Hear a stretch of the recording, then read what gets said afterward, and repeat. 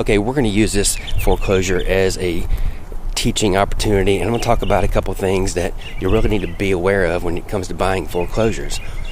One of the biggest things with this house, right off the bat, we know it needs work. We know it needs work because, number one, you have a 3-tab roof, which we know that's not going to pass. That's going to have to be replaced for insurance. It doesn't matter if you're flipping it or if you're buying it for a rental or to live in. You're going to have a new roof. So first things first, the house is going to have a new roof. Now, that automatically just about guarantees you're knocking it out of a financing opportunity. Even if you have a lender that would do the financing, and we haven't even walked to the inside yet, or the back, the problem's going to be you're competing with cash offers, especially in our market. You're competing with cash offers on almost any type of real estate purchase right now, but especially when it comes to these foreclosures. Now, this house is listed at $99,900. It's a little over 1,400 square feet. It is a 3-2. It does have a pool. You got a brick front, a brick back, T111 wood siding on both sides, which I can't stand that stuff. It always has to be replaced at some point. It always gets wood rot. Little bonus storage shed. I'm not going to walk through it, but I can see holes in the roof, so probably no value. But you've got a nice big pool here that's going to have to be rehabbed. I see one fogged window. The AC doesn't look that bad. But yeah, the roof is toast.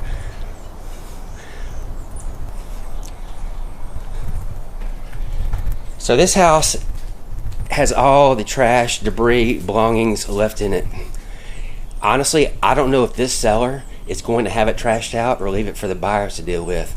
That wasn't noted, but normally they're always going to trash it out, but there are some, especially in this competitive market, that just leave them like this and let the buyers deal with it. So you got to know that before you put your offer in, to know if you're going to have to deal with this stuff or if the seller's going to take care of it. I'm not going to lie, that did scare the heck out of me when I first walked in here. So this is going to be a total gut rehab job on the interior. This kitchen's got to go. I mean, it's awful. The flooring's peeling stick squares. It's got to go. You've got wood paneling. You've got bad sheetrock that's going to have to be all redone, which is probably good because you want to get rid of this nasty popcorn anyway, but it's got damages all over it. Same thing in this room. Whoa, lots of ceiling sheetrock damage. More wood paneling. French doors. So they converted this whole garage.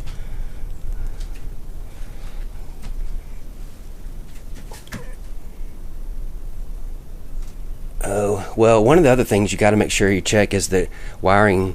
This age of house is known to have aluminum wiring.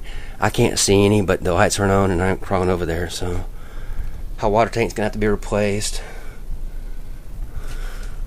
So I mean, really, this is a typical fixer-upper,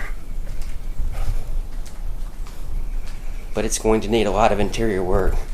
Now, this power's not on. This is another thing about this seller. They require the buyers to activate utilities for inspections. They won't even cut on the utilities. So if you're planning on trying to buy this one, you've got to turn on the utilities if you want to get inspections done.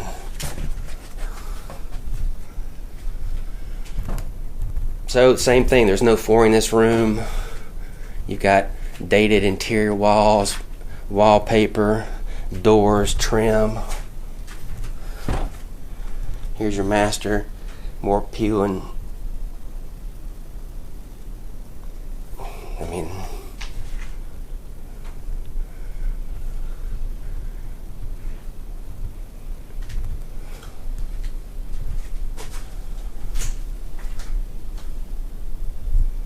here's your master bath. I mean, it's a gut job. It's like somebody was handicapped who lived here. See rails everywhere. There's your one bad window. I mean, you got some bigger items. No telling if the AC's functional or if it'll work. I mean, it looks like it could probably be salvaged and saved and without having to necessarily replace it, but you got enough work to do in here. This seller will not pay closing costs. that's something that you've got to make sure that you're aware of when you're putting these offers in, what the seller will do and what they won't do when it comes to the actual closing cost. Nowadays, all the GSEs and government companies that are selling foreclosures, they're about all exempt.